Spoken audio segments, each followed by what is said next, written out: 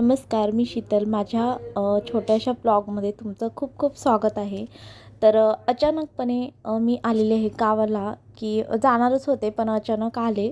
आणि नंतर इथे बघा सुट्टीचं कसं चाललेलं आहे. तर गावाकडं पाणी असं म्हणजे कुठल्याही टायमिंगला येतं आणि पाणी आलं की मग सगळी साफसफाई केली जाते. तर इथे यात्रा पण आहे आमची, त्याच्यामुळे इथे सगळं ओटा वगैरे धुवून घेत होते आणि मुलं त्यांच्या चप्पल वगैरे धुत होते. आणि नंतर इथे सगळेजण जेवायला वगैरे बसलेले आहेत, तर तुम्हाला दिसत असेल. तर मस्त असं गावाकडचं जेवण आणि सगळं एन्जॉय करत आहेत. आणि गावाकडचं जेवणाची टेस्ट पण खूप छान लागते, ते साधं का असेना पण.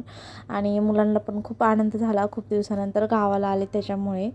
आणि इथे बघा नंतर ह्यांचं जेवण झाल्यानंतर आम्ही जेवायला बसलो, तर मम्मीने हे केलं होतं. आणि मेन म्हणजे इथं होती मक्याची भाकरी. तर गावाकडं मक्याची भाकरी पण केली जाते. तर आमच्या शेतात मका वगैरे असते, तर त्याची भाकरी पण केली जाते. मस्त घरचं दूध वगैरे, म्हशीचं वगैरे आणि असं. आणि इकडे परत मुलांचं कसं चालू होतं, तर आजीला म्हणले की आम्ही भांडी घासतो. तर इथे बघा हे तिघंजण मिळून भांडी घासत आहेत. तर ती आहे माझ्या मावशीची मुलगी आणि ती पण छोटीच आहे. तर असं आहे सगळं आणि मस्त एन्जॉय चालू होता मुलांचा. तर हसत होते.